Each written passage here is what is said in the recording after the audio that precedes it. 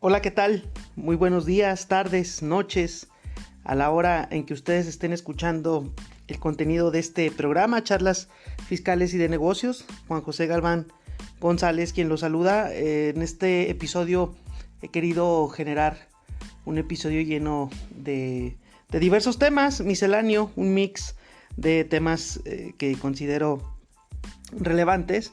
Primero de ellos, que se me vino a la mente, realmente este episodio es eso, es un episodio espontáneo, un episodio que vamos a ir generando conforme vayamos avanzando y viendo a ver los temas a dónde nos llevan. En este primer segmento, platicarles un tema muy importante, un tema que me gusta mucho comentar en cursos con los alumnos, que es en el ámbito de la auditoría.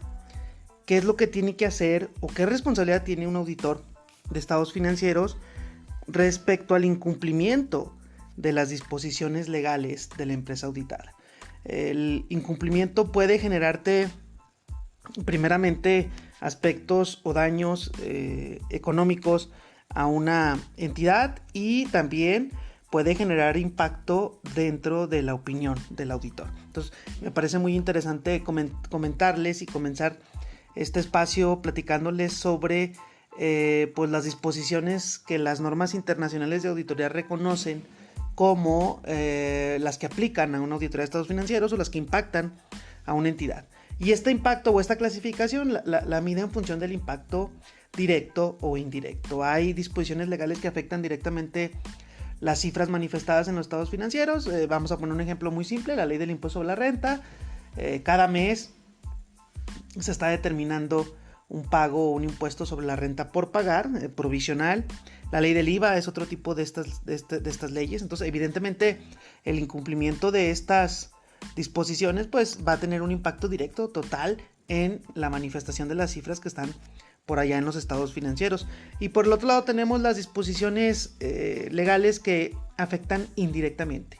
Indirectamente, ¿cuál pudiera ser? Pues el ejemplo más tradicional y común lo encontramos en la Ley Federal del Trabajo.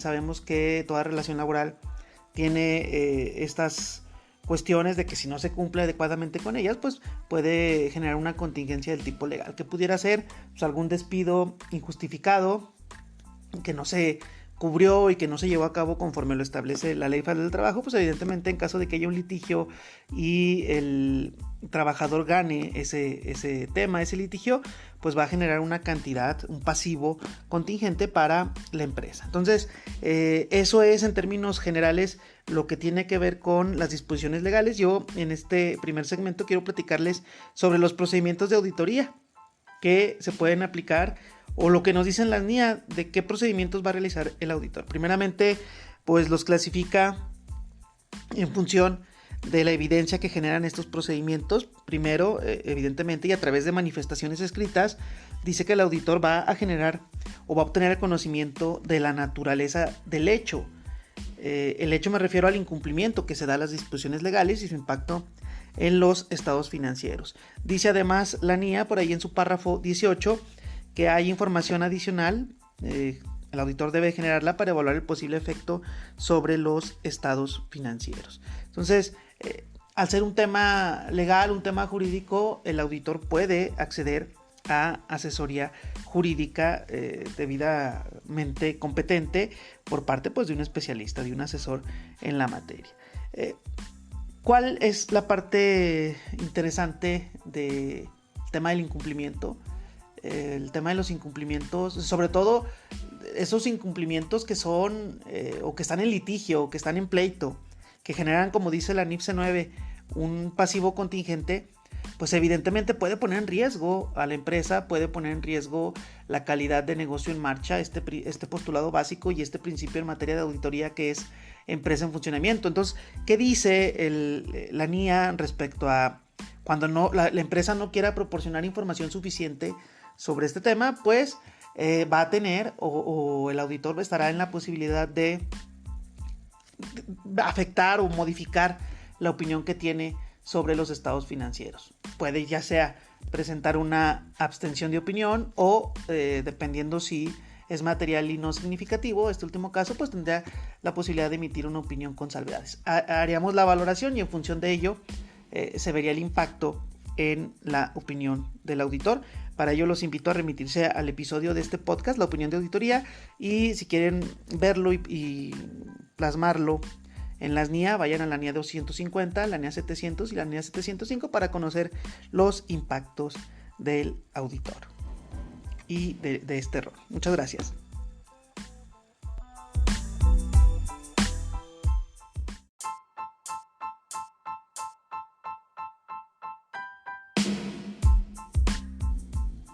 Pues bien, ya de regreso, el primer episodio, o el primer segmento de este episodio, lo he destinado a platicarles sobre las NIA. En este segundo segmento quiero platicarles, insisto, este es un episodio distinto, es un episodio espontáneo, en el que estamos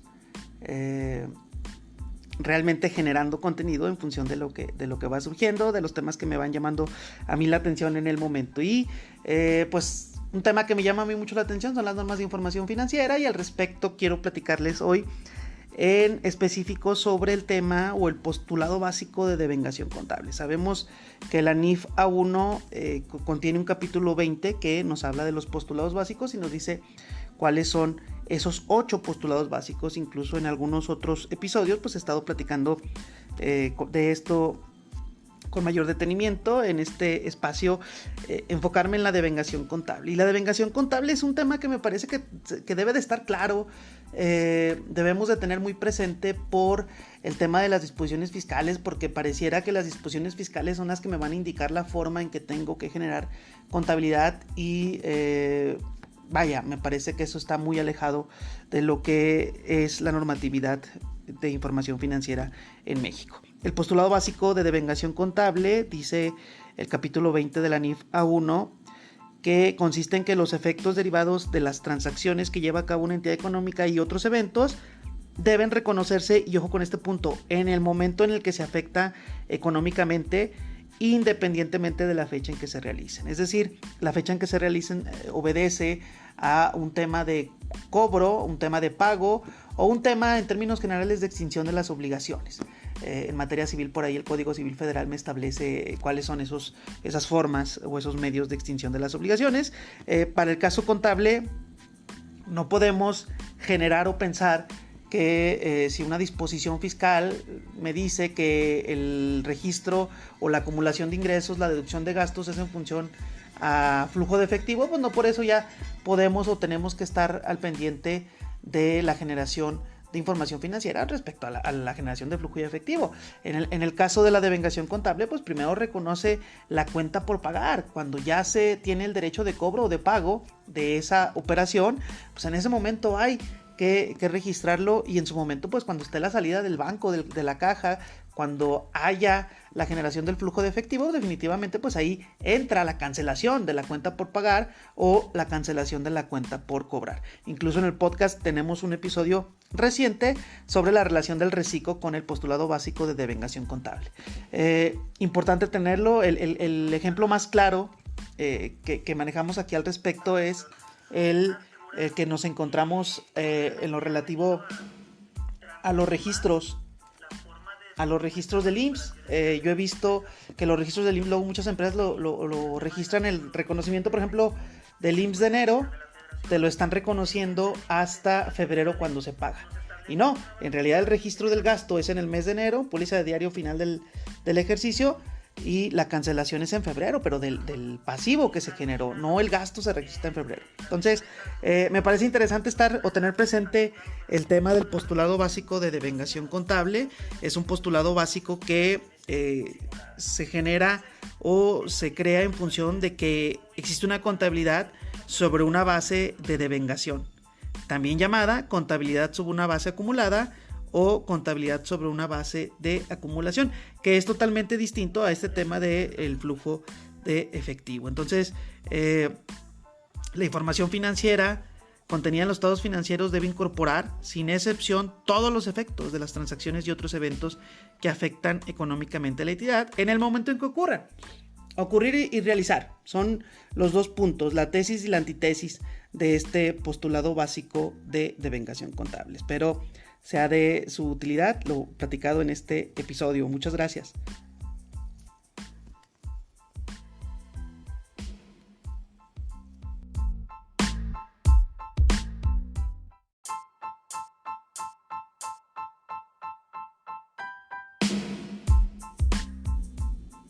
Pues bueno, me da mucho gusto que sigan escuchando este episodio, este tercer segmento de temas misceláneos, de revoltura, de temas, de conceptos.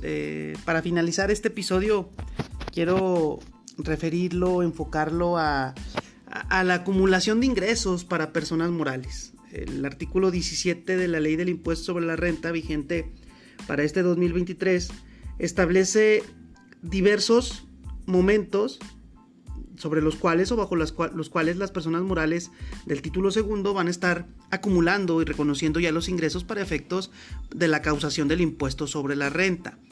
Este artículo 17, en correlación con el artículo 16, dice o establece los supuestos. Fracción primera, cuando sean enajenación de bienes o prestación de servicios, te da unos supuestos. Fracción segundo, cuando hay arrendamiento o uso o goce temporal de bienes, te da otros supuestos. Cuando hay arrendamiento financiero es otro supuesto, y cuando hay temas de ingresos derivados de deudas no cubiertas. Para el caso de este segmento me quiero enfocar al tema de la enajenación de bienes o prestación de servicios. Me dice la fracción primera del artículo 17 que existe tres momentos. El primero que suceda, esa es muy clara la disposición al citarlo de esa forma. Cuando se expida el comprobante fiscal que ampare el precio o la contraprestación pactada. Primer supuesto. Segundo, se envíe o entregue materialmente el bien o cuando se preste el servicio. Tercero, se cobre o sea exigible total o parcialmente el precio o la contraprestación pactada, aun cuando provenga de anticipos. Entrega material, expedición de comprobante y generación de flujo de efectivo. Esos son los tres supuestos. El primero que se dé en el caso o en tratándose de enajenación de bienes o prestación de servicios. Porque es importante tener en cuenta estos aspectos, sobre todo para el sector empresarial, porque pues de ello depende mucho el tema del capital de trabajo, la generación del flujo de efectivo, el poder realizar la adecuada cobranza de las cuentas por cobrar, valga la redundancia, y pues en un tema de tener la suficiente liquidez para hacer frente al pago de los impuestos que se generen producto de estos momentos. Pasa y es muy común escuchar hasta cierto punto la molestia por parte de algunos empresarios de tener que pagar impuestos aún y cuando no han cobrado la contraprestación. El tema está en que como ya se expidió el comprobante fiscal, es razón suficiente, tenemos un fundamento legal que es esta fracción primera del artículo 17 para considerar ya acumulable el ingreso y en consecuencia pues ya la causación en el tema provisional en el 17 o dentro de los 17 días posteriores al mes en que se emitió ese comprobante fiscal, pues ya tendría que venir la liquidación de esa cuenta por pagar, denominada impuestos por pagar y ISR por pagar, como ustedes quieran denominarlo. Imaginemos si esa factura se cobra 6 meses después, 7 meses después, pues en realidad ya la generación del impuesto se dio en función de la emisión del comprobante y no en función del cobro. Por eso quieren justificar el tema de reciclo personas morales como un estímulo fiscal que radica fundamentalmente en que se paga impuestos, se deducen conforme se vaya cobrando o pagando, según sea el caso.